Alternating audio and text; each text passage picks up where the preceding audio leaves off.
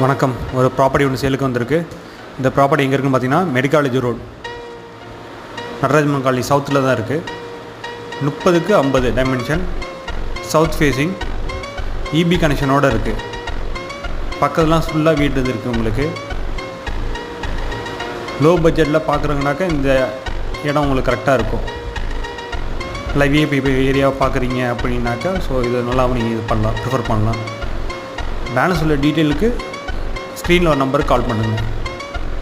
Thank you so much.